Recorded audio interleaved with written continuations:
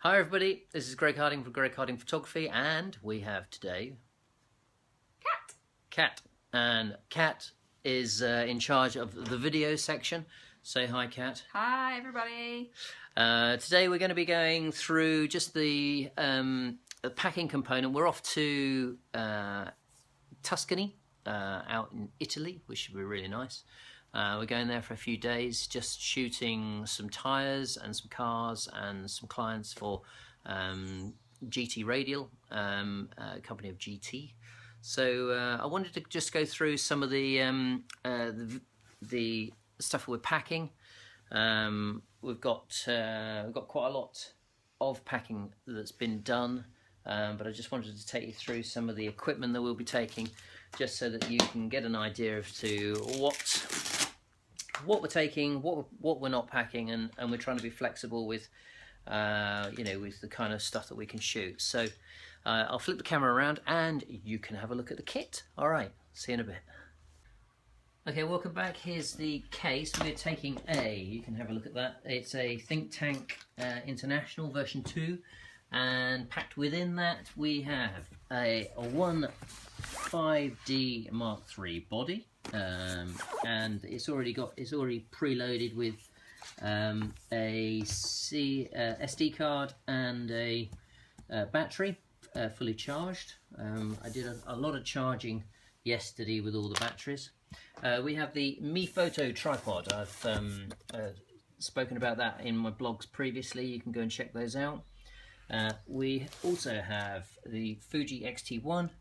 It's having its first international outing, so we're going to be using that on the sides of cars, hopefully just to show some of the some of the Tuscan landscape, and the car, the tyres alongside it on the road. We have a Zoom H4n. That's going to be we're going to be using that for some of the sound recording we're going to use. We have in this little pack here, not that I'm going to get it out, it's a Western Digital 2 terabyte hard drive. That's going to be doing all our backing up for us. On this little section here we have it is a variable neutral density filter. I use that quite a lot for slowing down shutter speeds out in bright areas, and this one is just a really thin profile polarizer. We've got a mixture of USB chargers for cars and a little attachment so that we can attach the Zoom H4n onto the top of a hot shoe. So couple of 580EXs. They are just the version 1s, not the version 2s. We've got some chargers, some card readers, and some mains for the laptop. So that, including a few batteries and cleaning material for the sensors. Including into that, we have the GoPro, GoPro, it's not the GoPro, it's a GoPro attachment onto a Gorilla Pod, various cables, charger for AA and AAA batteries, and little sound dampeners, little wind cheaters, and a little attachment for the 580EXs so that we can put it on a stand. So that's kind of the long and the short of the International Pro, the Think Tank International. But we're going to go on to the hand luggage. Generally speaking, if I'm traveling abroad, I will split the camera system. I do not want to have all my cameras in one bag, because if one bag goes missing, bosh, you've lost the whole lot and you can't complete the job. So I always try and split the camera system that I have. Always keep a body with me and a couple of lenses with me. So and that goes with all the memory cards and stuff like that. So once I've shot them, I'll keep all of that stuff with me so that they're on my person at all times. Don't want them going missing in the hold, and I don't want them disappearing yeah, who knows where. So at least, you know, if they're with me, I know where they are, and if I get mugged, well, you know, I know what's happened to them. So anyway, I'll take you through the hand luggage, and then I'll take you through some of the other ancillary bits and bobs that we're going to use for some of the car work. All right, hand luggage this way. Okay. Hand luggage, this is the Urban Disguise 60, it's the version 2, made by Think Tank. It's a great bag for travelling because, and it's the only reason, is because of this little patch down here. You can slot that into the rails, the handrails of the Think Tank International, and then therefore you don't have to carry it all. You can roll it around. So in here we have, thank you, Kat. We have the Mark III with the 70 to 200. That will go with me. Alongside it we have a 17 to 40. That's coming with me too. Packing the 15mm fisheye. I'll not get it out, but that's what it is. The 50mm. Just a standard 50. It's the 1.8 version. It's a very cheap lens, but it's a cracking lens to use.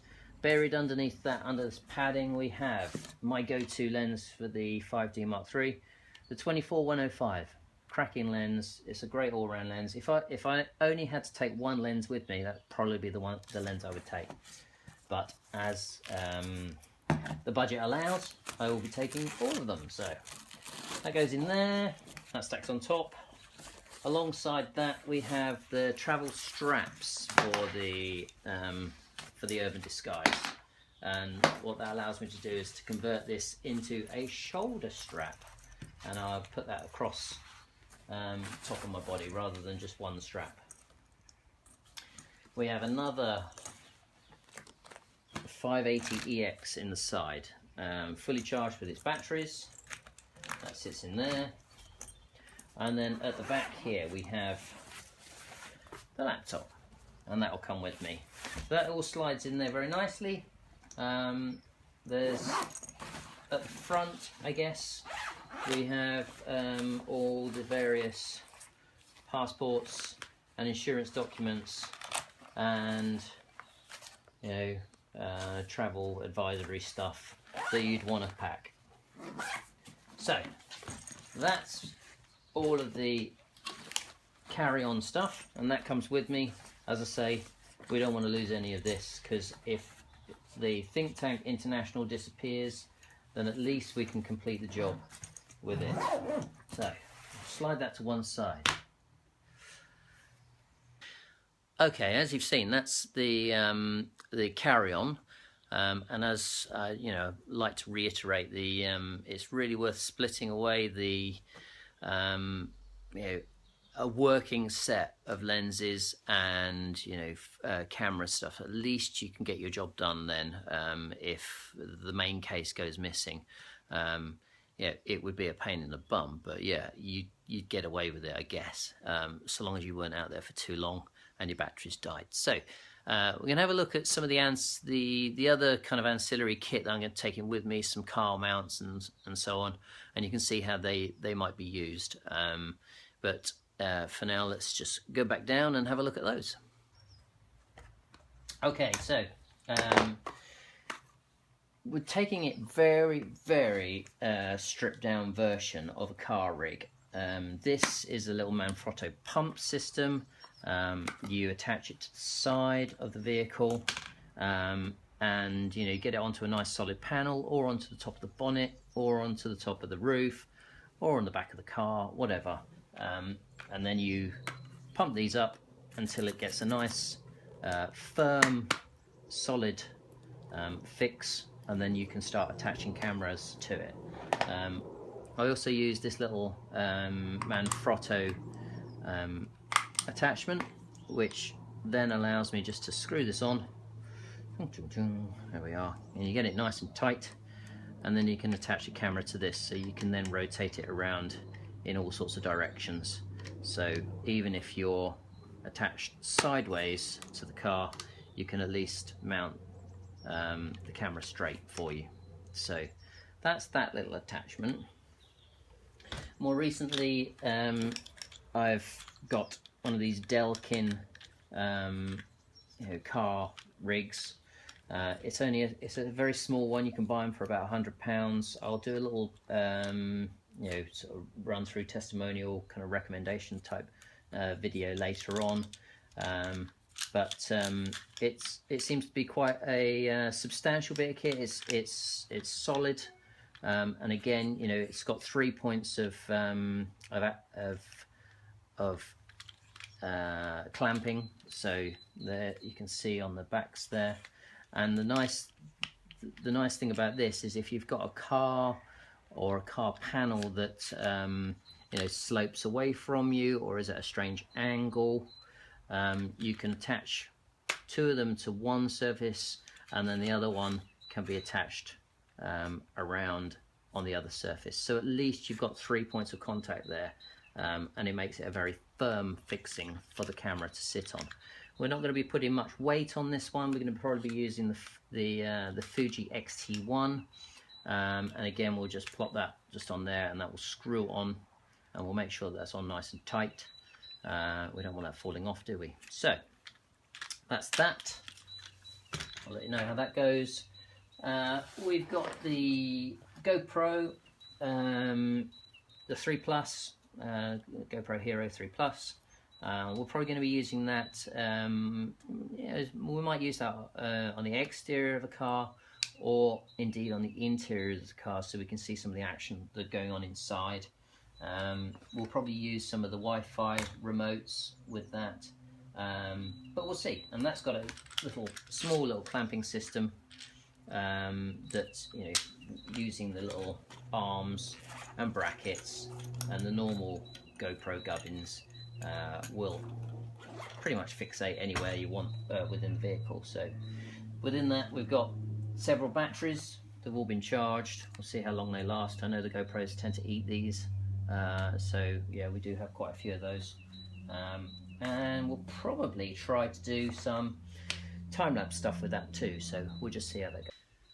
Okay, so hopefully you've seen some of the mounts we've seen, the carry-ons, and the main luggage that we're taking out. There's a couple of other bits that we haven't featured, like stands and stuff, but you've seen the majority of the stuff we've packed.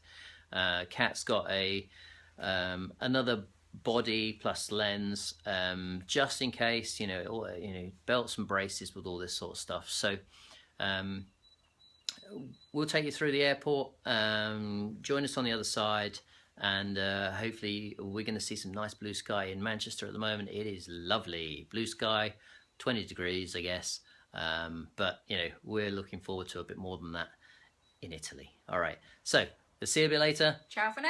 Ciao.